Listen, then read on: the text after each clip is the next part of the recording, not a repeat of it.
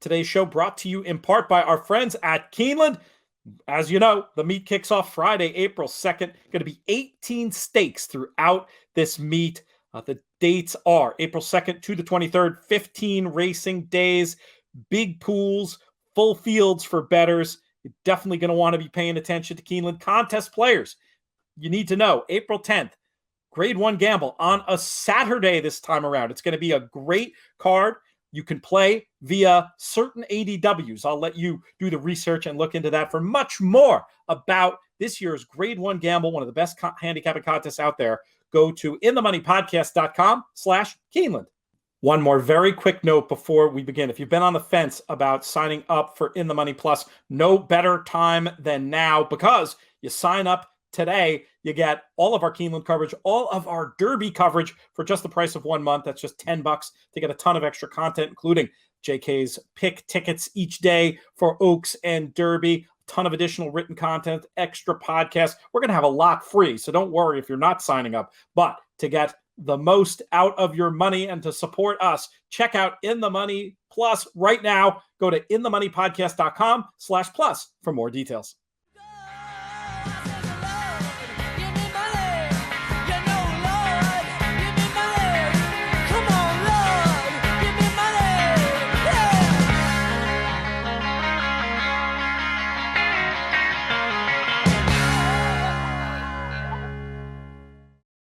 Hello and welcome to the In the Money Players Podcast. This is our show. We're going to be talking about the races of Saturday, April 3rd. Today's actually April Fool's Day. I wish I had something for that planned. In fact, we have a special announcement that sounds for all the world like it's an April Fool's gag, but it isn't.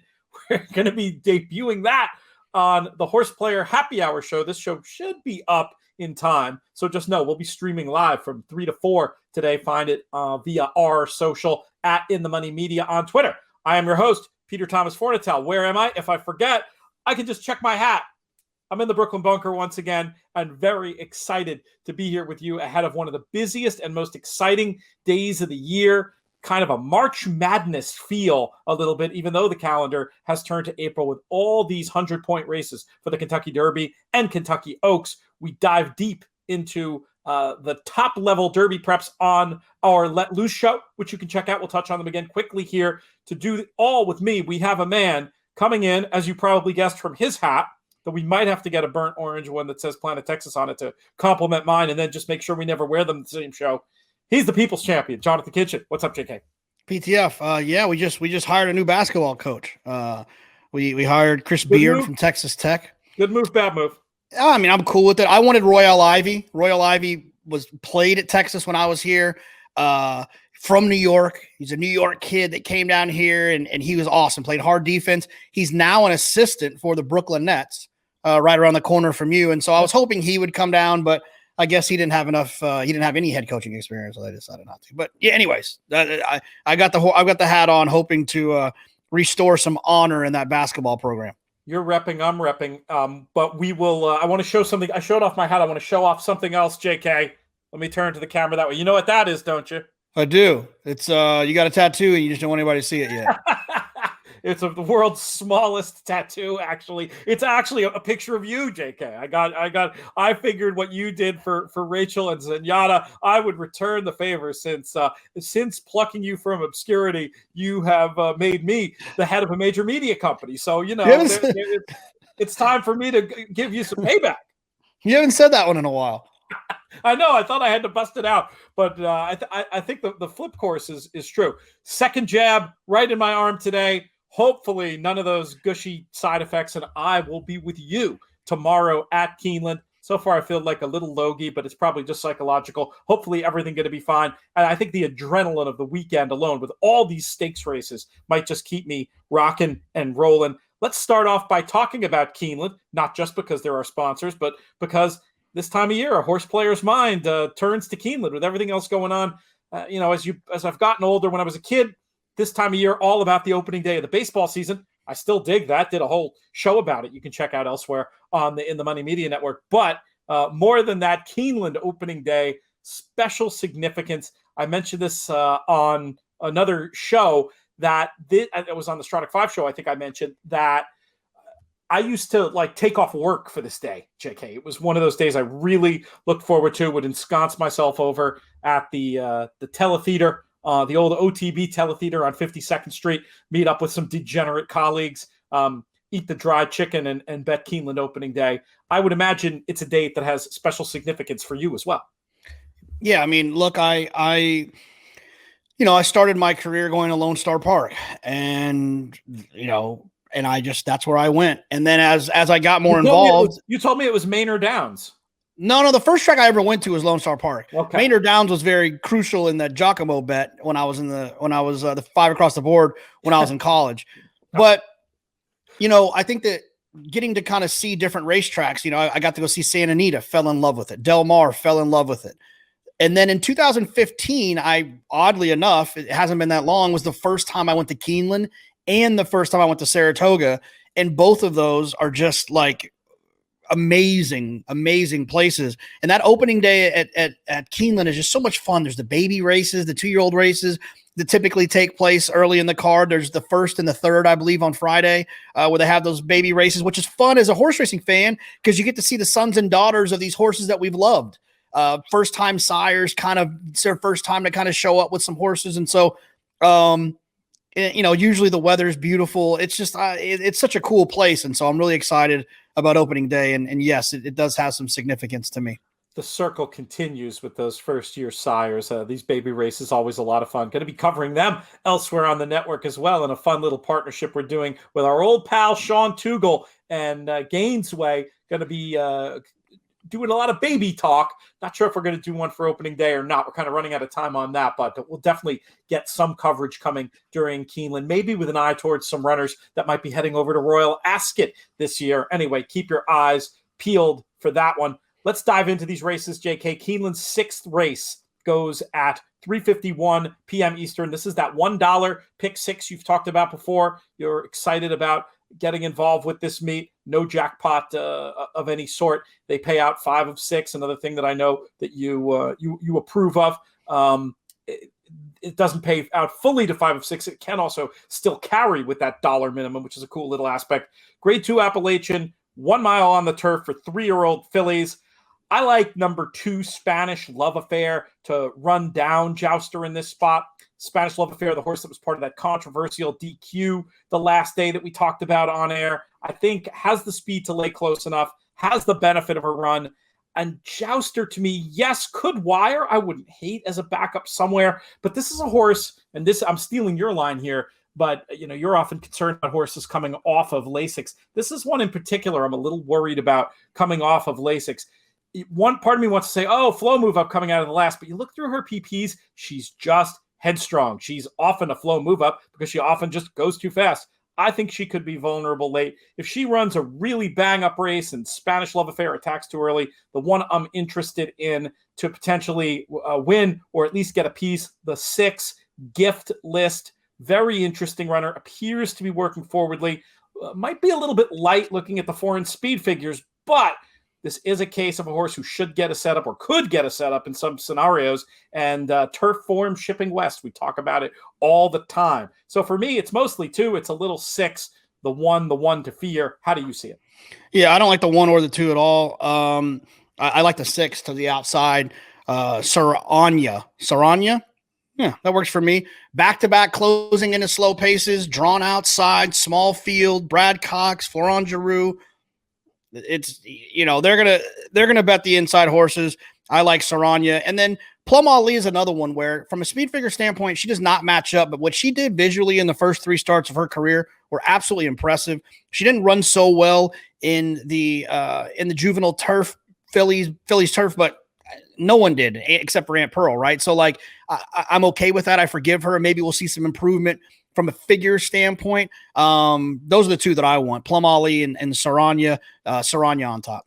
I gave my number wrong. Gift List is the 5. I said the 6. So for those taking notes at home, of course, you don't have to bother taking notes if you're a Plus subscriber. We'll send you all of our show notes after, saves a little bit of hassle. Yeah, we'll go head to head with Spanish Love Affair, but I think it's an interesting spot. And honestly, I got some stronger opinions later on. I don't hate the idea of using a few in there. Might end up with all those numbers on tickets. Let's talk about race number 7, 424 Eastern for the Grade 3 Commonwealth Stakes, going 7 furlongs for 4 and up. JK, I'll let you kick this one off. Who do you like here? Yeah, I mean, the most polarizing horse in racing, I think. See, between him and Tacitus, and poor Bill Mott started off trading both of them. Hidden Scroll just isn't that fast on paper. The comeback was interesting. He did run better compared to like what he'd been doing, which is basically not running because he'd been dumping the rider. So I guess you can call that an improvement. But he wasn't particularly fast. But it was on a weird racetrack. The race was kind of oddly run. Maybe he jumps up and runs better here. We saw what Nick's Go did once switching to Brad Cox's barn. Kind of the light came on, and he's breaking track records and now one of the greatest horses in the world. So maybe that can happen for Hidden Scroll. He's always shown talent, but I like Flagstaff to the inside. I thought Flagstaff had he put the blinkers on last time, that experiment with CZ Rocket and with Whitmore in that race. It was second start off or break. I'm not crazy about the inside draw, but I do like this horse, and he's the one that I want in this spot as kind of the top choice. Hog Creek Hustle, Mucho, both of those horses are always interesting. Horses I'll probably use in my exotics. But Flagstaff's going to be my main lean in here, and I respect Hidden Scroll and anxious to see him run. No, we're not including him in your official picks, though. I'll give you the 1 is an A and the 7 and the 6 is B's. Honestly, I hadn't really got to the AB version of this Gotcha. world yet. I can fake it and make it up, but do it. No, I mean, I'm going to be pretty spready in here. I mean, I like Flagstaff the most. I'll probably, punch him up a little bit. I like Hidden Scroll, I'll be using. Special Reserve ran well first time, Maker last time. I'll be using that horse. Attachment Rate on a cutback ran well last time. I have some strong opinions throughout the sequence. This isn't a race where I do have one. It just happens to be that Flagstaff's my top. The A's and the B's will have to wait for another day. Fair enough. I won't hold your feet to the fire. But I'm going to be using basically like everyone except for Bango in this spot will be on a ticket in some form or fashion. Okay, all but Bango. You're breaking the rule there, potentially doing that all but one strategy that many horse players can't abide. But hey, you're a man who clearly goes his own way. I try. I'm with you on Flagstaff, but I think I like him more in the sense that I don't know how fully I'm going to end up backing up with the idea of using this one in the early picks and maybe coming back in the pick 4 if I'm wrong. The horse just fits well, and I felt like comes to this spot with 2 races in a row, maybe better than they looked. I didn't love the spot that he ended up in last time, buried down inside, flow move up coming out of the race 2 back. Flagstaff will definitely be my top pick in here. And for the time being, I was just going to list the 1 and go on with it with the idea that can use these other pools to come back and leverage opinions later. But I know you have a strong opinion coming up later, and it makes sense for you. You want as much coverage as you want. I'm not quite as bold as you, but we'll get to that in a minute. In the meantime, let's talk about race number 8, the Grade 2 Shakertown Stakes on the turf, going 5.5 for 3 and up. And a lot of familiar names in here, and 2 of my favorite turf sprinters going. I was wondering if I could just get out with them. We'll see what you think in a minute. But for me, Bound for Nowhere appears to be working well, should get great stalk and pounce tactics. I'm confident in this barn's ability to bring one back off the layoff at Keeneland. It also does occur to me, though, that it could be a great setup for number 2, Imprimis. There is obviously plenty of talented speed in here. It's going to be interesting to see how this turf course plays. It's going to be about as cold as it ever is in the morning that they're running turf races in the afternoon. Will that favor speed? It might. But if it doesn't, especially, and we will have one other turf race before this to take a look at, I'd move up Imprimis. I'm leaving him in the mix for now. Bound for Nowhere and Imprimis for me. JK, am I oversimplifying this one? Yeah. I mean, I think Bound for Nowhere could be over the hill. I mean, he didn't win last year. He had a couple chances. He's always bet, and like I said, he didn't really win. He's drawn outside. He's going to lose ground. He's going to have to be better than everyone else. There's a lot of speed in here. There's a lot of tactical speed in here. I don't see a world in which he doesn't go 4 wide. Imprimis is definitely the most accomplished. I was a little bit disappointed in his effort last time, but maybe he needed that race. He's going to be a little bit over bet. I'm going to use him, but I'm going to try to get some other ones involved in here. Turned Aside, I thought was interesting. This horse had nice races for Linda Rice. And then this horse was, if I'm not mistaken, was sold at public auction. Mark Cassie picked the horse up. Maybe he had to learn something about Turned Aside last time, but he does have some talent. Kanthaka is another one that exited that race out in California. The Daytona that produced Alexandra and a couple of other pretty talented turf sprinters. I thought that race was pretty good. I thought maybe Kanthaka coming back off of a freshening for Grand Motion might be an interesting one that I want to use. Just Might can win this race. High Crime and the Critical Way are other ones I'll be using too. The speed of the speed and these turf sprints more often than not gets the job done. And when there's a lot of them that are fast, I don't try to get cute and separate which one's better. These races are one bad step and one shut off and one gate stumble, and whatever you thought was going to happen doesn't happen. I'm going to be spreading in here using a lot of the horses that I just named. From a top pick standpoint, I think Critical Way is the speed of the speed, so I'll go with that one, the 12 towards the outside. All right, so that whole run, at least for now, that you were talking about, interesting.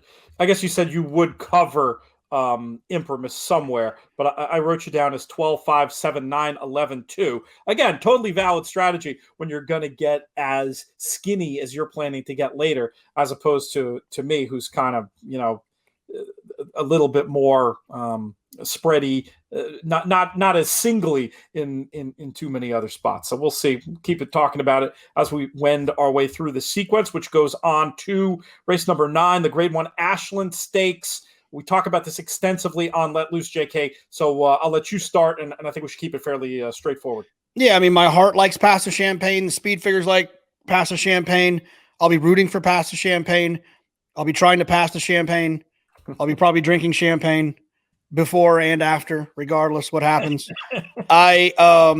Simply Ravishing and Molithot are both talented horses, but they're coming in off of 126 and 119 day layoffs, respectfully. Sure, they can win, and they might win, but the recency goes to Pass the Champagne. The speed figure edge goes to Pass the Champagne. We're hoping that those two make that improvement from 2 to 3, but they don't necessarily have to. And Molithot wasn't overly impressive, to be honest with you, when she won the Demoiselle. I mean, she looked like she was done. She ground down some fillies. She's talented, all those things, but the rest of them you can keep. I get Will Secret is on a 3-race win streak, but she got an easy lead last time. I'm going to single Pass the Champagne, and there's a world in which I'll have a saver using Simply Ravishing and Molithot. And that's more or less a psychology saver so that my Sunday fun day isn't ruined. But other than that, I have no real interest in those other two. Interesting. Very bold to single. I do like Pass the Champagne as a press, all the reasons you mentioned here and over on Let Loose. But I've got to include, at least as solid Bs, depending on how the tickets all shake out, Simply Ravishing appears to be working well enough. Work was simply beautiful. Just too logical on form and figs for me to wholly oppose. And then Molithot also, just looking at the work tab, it looks steady. It looks solid. Don't have a clocker report, but I'm guessing she's going to be ready for the return to the races. I'd like to use both of them. I will say this, the thing about the figures, the form, the past, who they've been working with, who they're trained by, it's all fine and dandy. But the problem is there is no way in hell that this was the plan. Hey, we're gonna run the Breeders' Cup with Simply Ravishing, and then we're gonna take a 126-day break and we're gonna show up for the Ashland. That's the plan. Same with Molithot. The plan was not, we're gonna win the Demoiselle and then hey, just train down in Florida. We're not gonna run there. We're just gonna wait until whatever. And obviously, Molithot was supposed to run in the Gulfstream Park Oaks, but with the passing of her owner, they decided to wait for a period of mourning. That wasn't the plan either. Wasn't the plan either. So sure, maybe they jump up and win, but that wasn't the plan. I get it. And I think we're going to get plenty of value. I mean, I just doing like a cursory look at the form. I mean, I think Pass the Champagne is going to be, I think she's got to be 5-6 to 1, just with all the attendant hype on the big 2 here. I think she's going to get a lot of publicity, and I think she'll be the third choice. Yeah, I have no problem with that, but I still think for picks we're going to be getting enough value there that I don't feel like I need to be a hero and oppose the 3 and 5, which is I hear where you're going with that approach, but when it comes time to write the tickets, I'd say take a long look if there aren't some smart backups that can be written that don't cut off your nose to spite your face if one of those obvious ones gets it in and you connect with some cool price horses elsewhere. Let's talk about race number 10, though, JK. It's the Grade 1 Madison going 7 furlongs on the dirt for 4 and up. 2 runners I really like in here, and a couple runners that I was happy to oppose. The number 1, Sinanis, off the big win last time, I think should get a great trip tracking Monday's call. And I need the 5, Kamari, on here as well. Just so talented. Feels like maybe freaked a bit on the wet last time, but her body of work is just so good that I don't want to be losing to her. I was a little against Sconson and Bell's the One, just from a race flow pace perspective. I could see the case for Monday's call maybe getting loose, but then again, I don't think Sinanis is going to let that happen. It's really 1-5 for me in this spot. What do you think? Yeah, I like Sinanis. I like Bell's the One. She's just talented. She always shows up. She runs well fresh too. 6 wins off of 10 layoffs. Kamari is, look, she can win, and I'll have to decide exactly how I'm going to handle her. But I will say this. Her 2 dirt wins, both at Oaklawn, were on sloppy racetracks. And then her other dirt win was, the 4.5 when she was freaking 120-1 for Wesley first out. Keeneland and Lexington and Keeneland in general, they love Wesley, and they bet Wesley like crazy. She's going to get overbet in this race off of those performances. She's facing the best horses she's ever faced on dirt, and I just don't believe that she's that good on dirt. I know she's talented, and I'm not going to, there'll be some presses on the other 2, but she's going to have to show it to me. All right, fair enough. But 1-4, your numbers in that one, if I'm getting that right. Yep.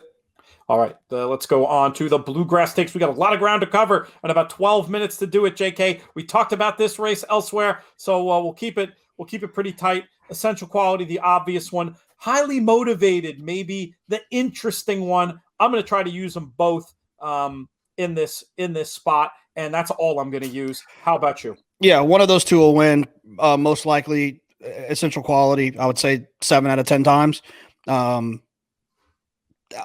I just want to be alive to those 2 horses. Let's move on to New York. We're not going to do a whole sequence here, but we will hit some of the bigger races, starting with race number 6, the Grade 1 Carter Handicap. And I'll let you kick this one off. Yeah, I mean, this race, for whatever reason, always just shows up kind of light. And I don't really understand why. It's a Grade 1. It's got history. I like Chateau to the outside. It really feels like this horse has kind of found his legs again for Rob Atras. Obviously, I think he was dismissed after the trainer change from Jason Service, and now it seems like he's really figured it out. He's fast as heck early. He's drawn outside, so he'll be able to kind of pick his spots, pick and choose where he wants to go. And so for me, he'll be my top choice. I think Shoplifted's a little bit interesting. Second start, as a 4-year-old. He's got a nice late closing kick, and he'll have some pace to close into, but he's got a lot to find on numbers. So Chateau for me to the outside. Chateau and Shoplifted as a B. Yeah. All right. I have a different top pick. I'm going to go with Mischievous Alex here, the 4. I get Chateau for all the obvious reasons, and I want plenty of Chateau on my tickets. But if I'm grading them out, I'm going to put the 4 slightly ahead. I thought maybe last time was back just a little bit too quick, and I was just loving the trip, hopefully getting a really nice stalking trip like the one that produced the big effort 2 back. Worked well since the last. I did not have a morning line when looking at this, but I was guessing that Chateau will be a really heavy favorite here, and maybe Mischievous Alex could be a halfway decent price. I wish we had time to talk about it more, but just a quick thought. Can you see Mischievous Alex if you sprint? If you squint, we have to sprint. No, I'm not crazy about him. I just think he's going to get a lot of pressure from a much faster horse. Fair enough. We'll see how it plays out. And I'm not anti-Chateau at all. That was the one I thought was the most interested. And, you make an interesting case for Shoplifted. Perhaps if they hook up, that's a horse I've liked a lot, and other spots, I'll take a long look there as a possible backup as well as we move forward. Race number 9, the Grade 3 Gazelle Stakes. Oaks implications for this one. I really like number 8, Search Results. This is a filly who's run a solid figure in a division that's produced a lot of mediocrity in figure terms. I think a great stalking trip will be in the offing. And I like how this one finished up the race last day in the manner of one who should keep on improving and might even have more ability than we've seen so far. It's 8 search results for me. JK, who is it for you? Yeah, I mean, I just think that she's got the most upside. I mean, she's lightly raced. She really kind of jumped up there and made herself known. I will say this is, she's a top pick. The alternative I'll give you is 2 turf horses. Mia Martina, I think, is interesting for motion, switching to the grass. I think a little bit of Animal Kingdom when I think of his ability to kind of move horses from surface to surface. Her speed figures work. She'll be finishing when the other ones are stopping, and then also always late for Bill Mott, another one who was trying to close into a slow pace last time. She was close enough to that pace, but she still had to run by horses that had energy left. And I think she's interesting as well, just as kind of and speaking of Animal Kingdom, she's by Animal Kingdom. So you'd think she'll run on a couple of different surfaces. So those are the ones I like underneath, but I think search results is going to be hard to beat. That all stands to reason. Aqueduct's 10th race is the Grade 2 Wood Memorial. We talked about it in detail elsewhere, but give us your quick. We don't have to go through the whole prevalence routine. Just give us your quick pick on this one so we can get out to California and get you to your haircut. Yeah, but I think he's talented, right? Prevalence, and he's got a chance here. We'll see what he does. He's going to be overbet. I'm interested in Brooklyn Strong. It is a long layoff. I know I made fun of and criticized the layoffs for the other 2 fillies in the Ashland, but Brooklyn Strong is not going to be the favorite here. Known Agenda was behind him in that Rimson, so that kind of makes that race look a little bit better. I think he's interesting, especially if the rail is friendly like it has been as of late. So the 1 Brooklyn Strong, and that's all you need. You got any backups? No, I mean I need Crowded Trade. I need Prevalence. Candyman Rocket might be a B type. I just Brooklyn Strong I think is the interesting one.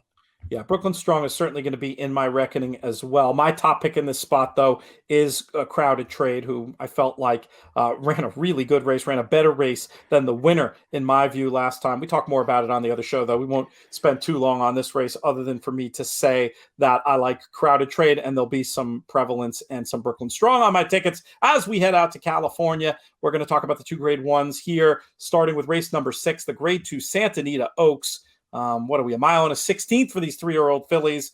Do Miraz and Beautiful Gift have it between them, JK? Doesn't seem to be like there's a lot of speed in this spot. No, I mean, just if you're breeding, just to be clear, the Santa Anita Oaks is a Grade 2. They changed it on you, PTF. They moved the goalpost on you.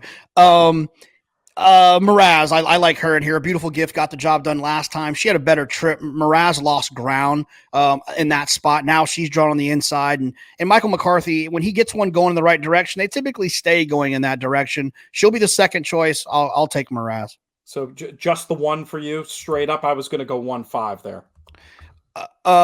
Yeah. I mean, in those spots, I don't like taking horses that are like, if I'm going to try to beat Beautiful Gift, I'm going to beat Beautiful Gift. Fair enough. Let's talk about very quickly Grade 1 Santa Anita Derby, again, covered in much more detail on Let Loose. I had it down to Medina Spirit and Dream Shake. What's your quick thought on this one? Yeah, I mean, the Dream Shake thing, we talked about it on the show in depth about that. I just think Medina Spirit, from a speed figure standpoint, is just better than these. And from a toughness, grit standpoint, he's better than these. So I can try to get cute and tell you a horse that's not going to be the favorite, but everything points that he's going to run well. And so I'm just going to go in that direction with him. I don't see how he gets beat. If he runs the figures he's been running, if he gets himself into a predicament, he'll be able to from a mental standpoint overcome that. He's shown that already. I get it. I totally get it. More on that one over on Let Loose. Let's move on to the Golden Hour races. We've got the last 2 at Santa Anita and the last 2 at Golden Gate.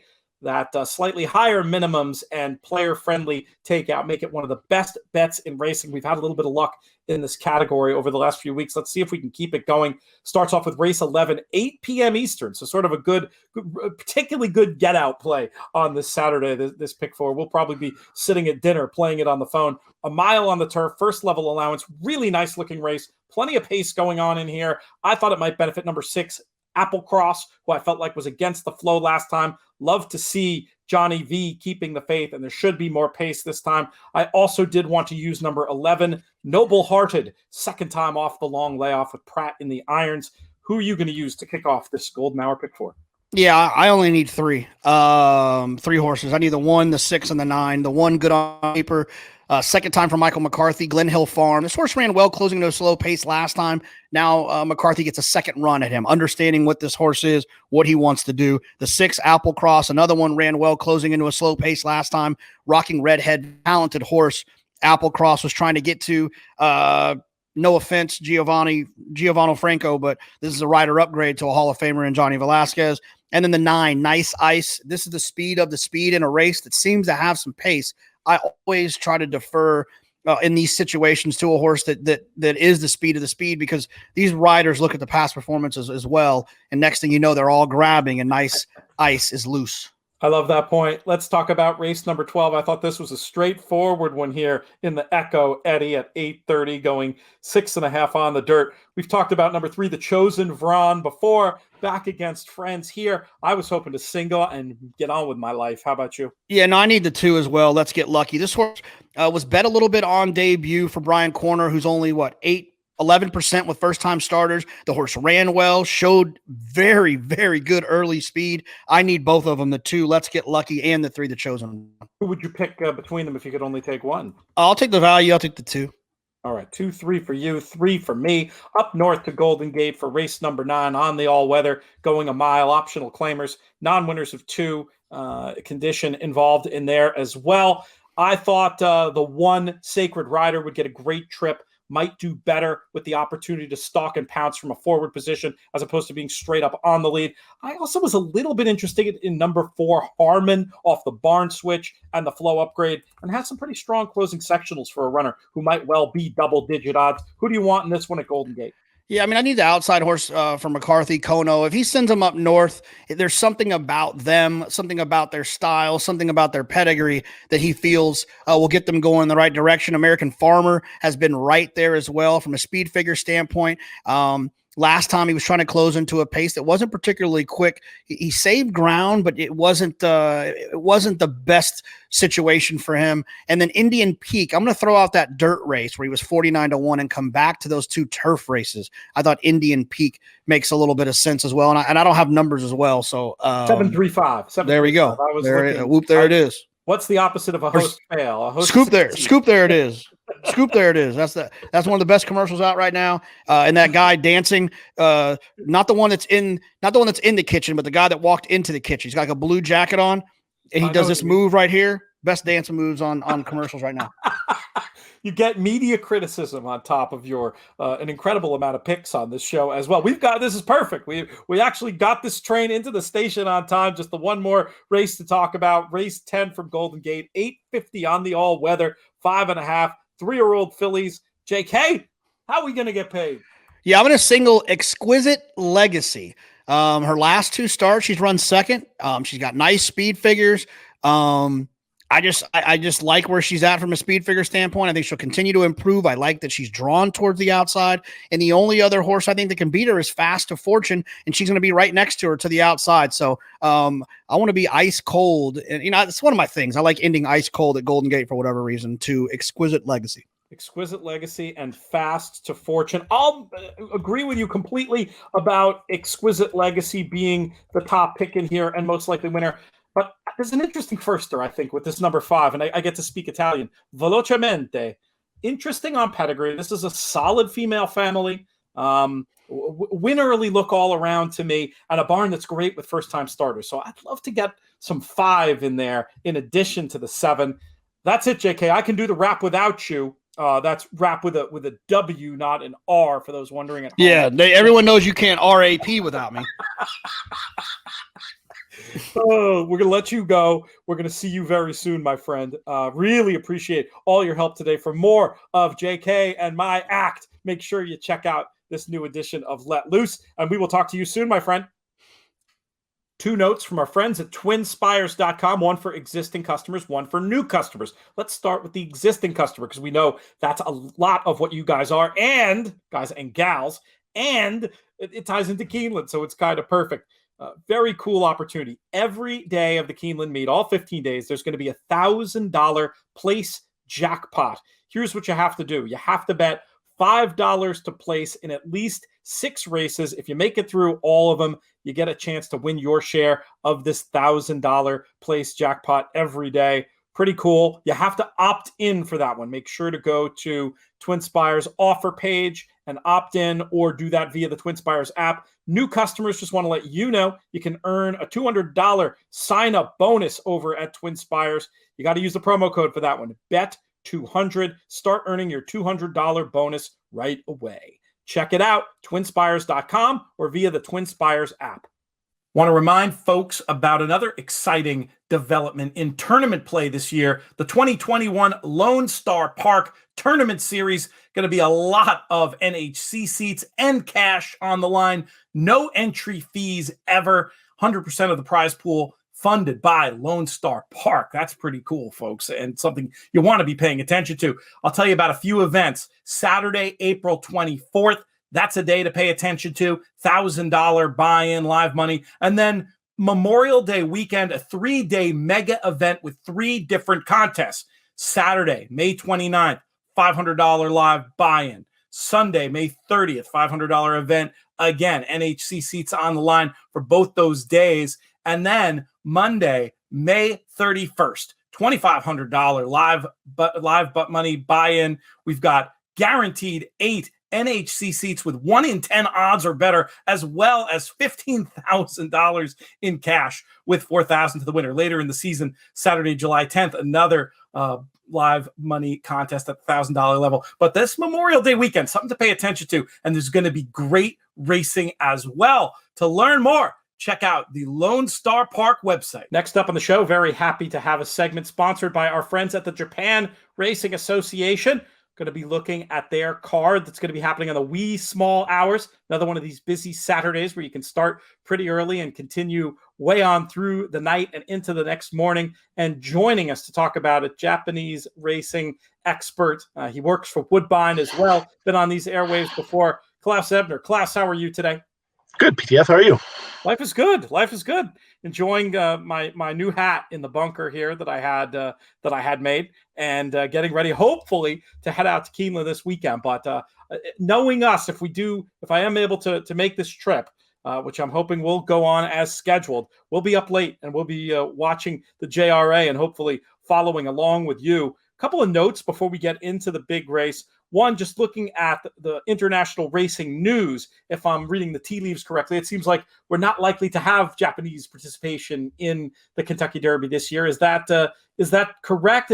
Any runners you have an eye on who might be making their way to our shores a little bit later in the year? What do you think? Yeah, if anything, I think the horse we saw in the Hyacinth back in February will probably be the only horse we may see in North America. That's La Perouse. Again, the trainer Fujisawa is pretty familiar with going the Peter Pan to Belmont route, as he did with Casino Drive. So we all remember Casino Drive was injured before the Belmont. He won the Peter Pan. So I think it's a little too much too soon for La Perouse. So he's willing to take the chance and just kind of wait on him.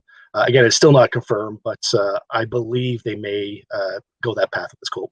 Well, that's a story that we'll be following. I also want to point out to folks who want more coverage of these JRA Saturday night into Sunday morning cards, some of the other stuff that you're doing, both in blog format and also the conversations you've had going on Twitter and maybe elsewhere too about Japanese racing. What can you tell folks who want to get a little bit more information?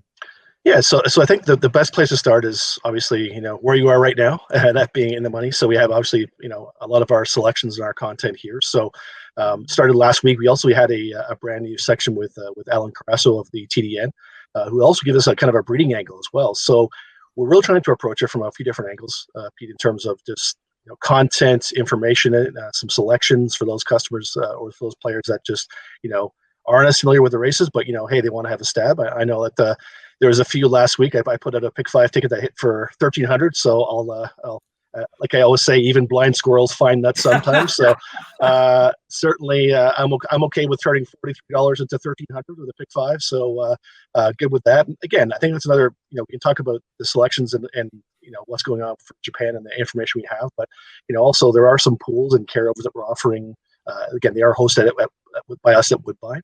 You have an early and late pick 5 at 15%, and you also have a high 5 at 15% for the feature race. So again, there's opportunities there to make some money. That's what we're all trying to do here. I should have given you that. I apologize for the host fail. I should have been the one bragging about that nice hit. I know we had a bunch of readers participating in the joy, and the pool size was huge. Once again, was it over 700,000 on the North American split off versions of these pools last weekend? It seems to be growing by the week, and something I imagine more and more people are going to be paying attention to. And the pressure's on this week to see what you can do for an encore. Yes, no pressure at all. So and also no carryover going to that early pick 5. So I can't guarantee we'll have another $1,300 score, but maybe we'll try for $300 to $500 for a 20-cent ticket. So I'm still okay with that.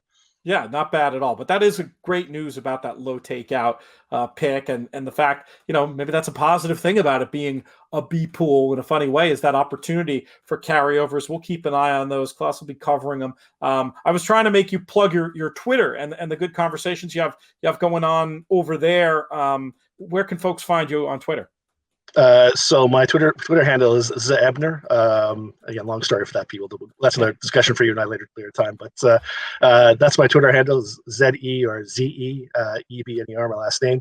And again, I usually tweet my pick 5 ticket, as does Robert Reed, who also, he's the track handicapper for Mohawk, but he's also helping us out with some of the selections, as well as Candice here. So, the three of us will provide selections, and those selections are actually also on the actual simulcast feed now going to North American feed. So, cool. So we have that now available to each customers to see our top 4 selections in the top 5 big race with a high 5. So again, follow along, and again, hopefully we can help you out with some of our selections. Try to find some jewels in the rough, or diamonds in the rough, if you will, with some of our selections.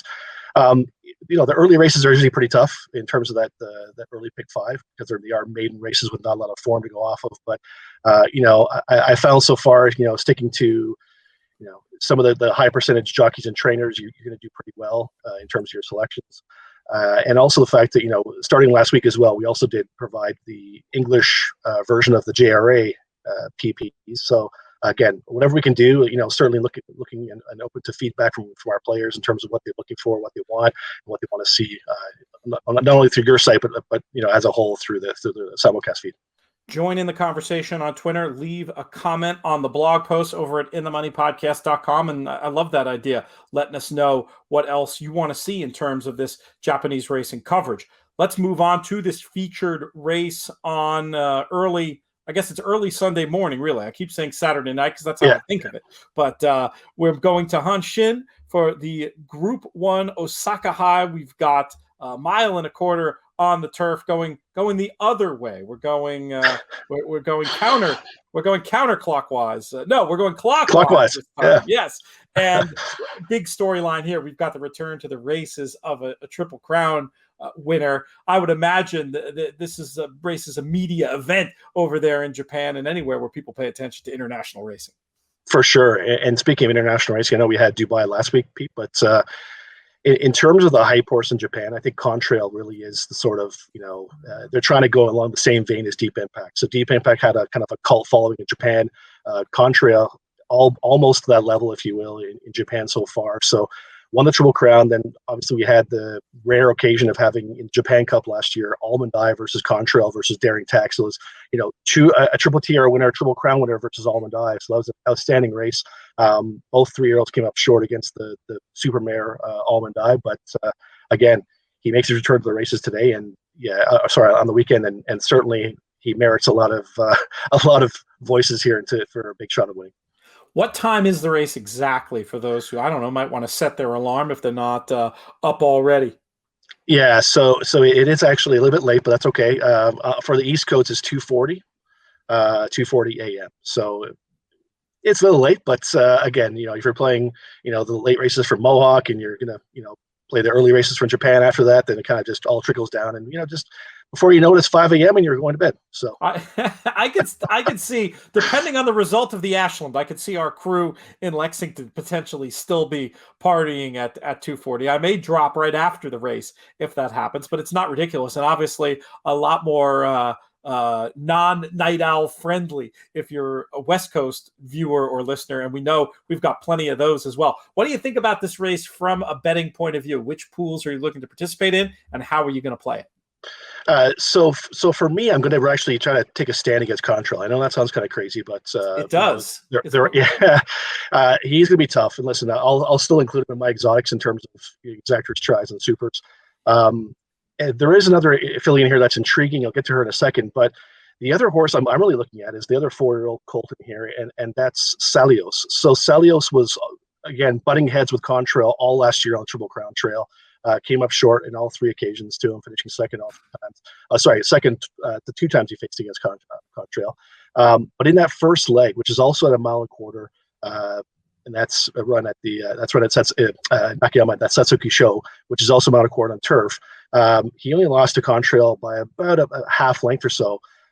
He's also 4-year-old right now. I think he'll get lost in the betting. When I say lost, he'll probably be, I'm thinking second or third choice. So again, not that much loss, but in terms of the hype that Contrail will have, Pete, I think he'll get a lot of the bulk of the money in the race. So again, I think I'm looking at him. I think he has a big chance. Trainer said he has improved and grown muscle from 3 to 4, as to usually be expected. And he also, is a 2-year-old Grade 1 winner. So lots to like there about Celios, and I think he has a big shot of possibly upsetting Contrail. Again, it's going to be a tall feat. I think Contrail is the cream of the crop here, and those two were standouts as 3-year-olds, and I think is a big shot.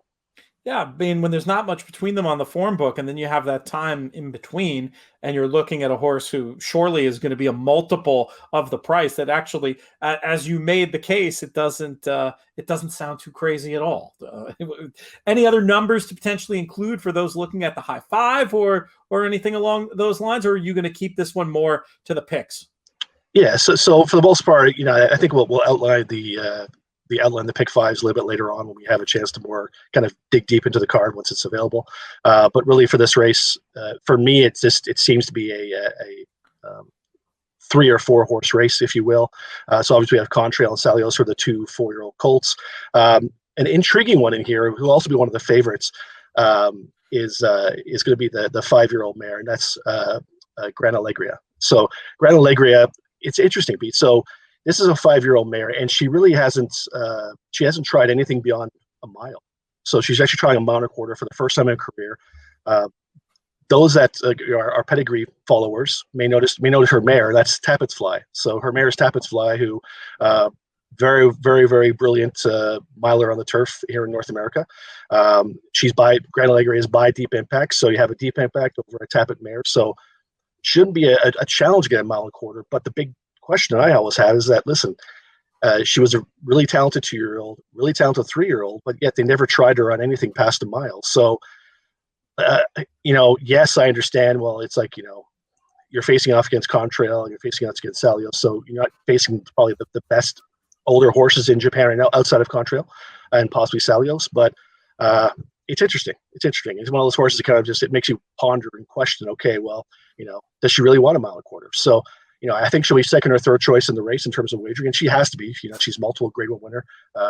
She won the race we had last week, the Takumatsu Numiya Keeneland. She won that last year. She also won a few of the Grade 1 miles in Japan. So again, I think she's a great horse. I think she has a chance, but for me, that whole entire trying things for the first time and first race back in 2021. I don't know. It's a lot of questions. Yeah. It's a lot of questions for one at the lower end of the odds spectrum. That's the kind of thing that a much more ample to take a shot at. Ample's the wrong word. Much more apt to take a shot at when they're 10, 12, 15 to 1 than when they're single digit odds. But it's certainly just another interesting storyline to follow in this big Group 1 happening 2:40 Eastern on early Sunday morning, late Saturday night. Just to remind folks, going to be a lot more information over at inthemoneypodcast.com. Go to the blog section there, and you're going to have an opportunity to get PPs, to get a more full analysis. And then early next week, hopefully you'll be there with another recap. I've been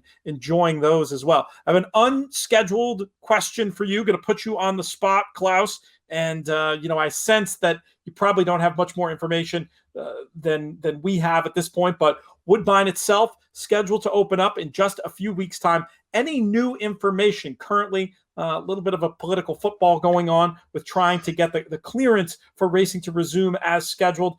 Do we have any more news at all? So again, I wish I had positive news, Pete, but to be honest with you, it's not looking good. It's not looking good. The entire province of Ontario here in Canada, in the province of Ontario, where obviously Woodbine and Flamborough, Western Fair, a few other harness tracks are going, as well as Mohawk, obviously. It's just the government's put us into another COVID shutdown. So under normal circumstances, we can't race because we're in this gray zone, as they call it here in Ontario. The hope is that we can kind of work with the health and the provincial governments to kind of work out a deal to race. But to be honest with you, Pete, I never lie to you. It's not looking too optimistic in my opinion. So all right.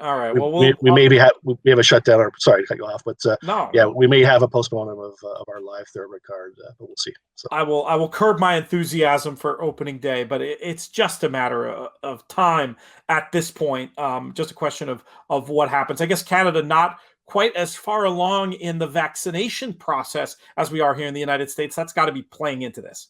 It has, and just again, you can say it's right, you can say it's wrong. I'm not going to get into that in terms of the whole lockdown and how that works, or shutdowns they have in certain jurisdictions of the world, including our own. But again, we are a little bit behind in terms of our vaccination schedule. But again, I know they're working at it, and again, we'll see what happens.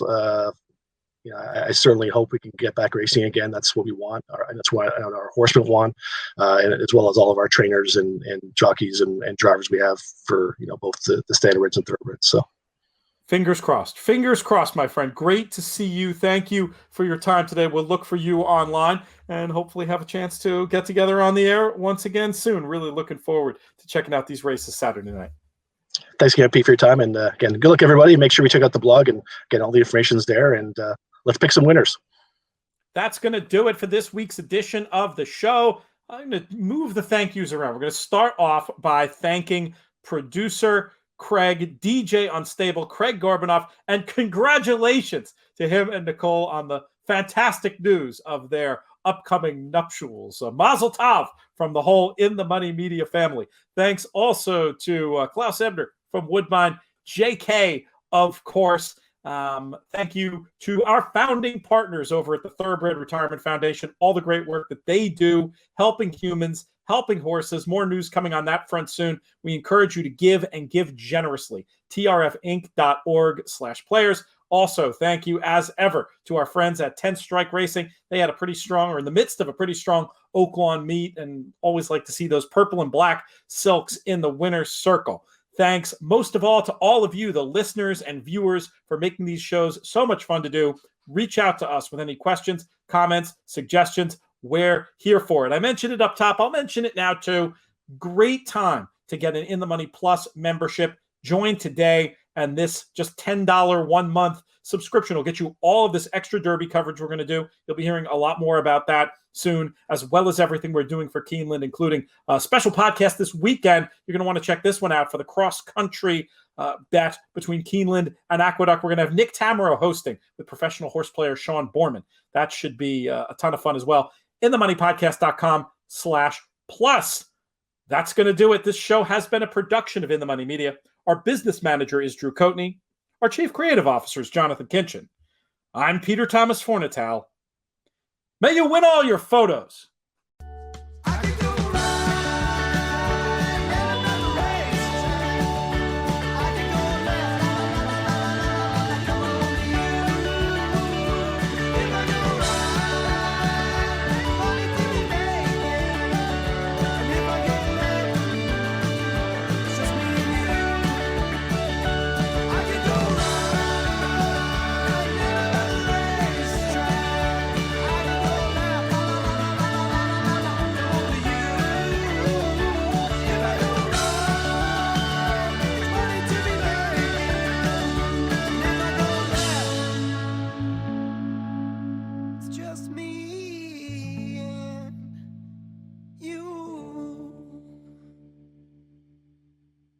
Another shout out to our friends over at digitalrealestatecoaching.com. There is a lot to be learned from these folks. This could be a side hustle, a little way for horse players to make extra money along the way. This could be a way to really help your business. Instead of spending thousands of dollars on Google ads, you can learn to generate a flood of new customers without paying. Learn these skills yourself, attract new customers, come up with something else to do to make a little bit of money, and learn about this brave new world of digital real estate. Check out digitalrealestatecoaching.com.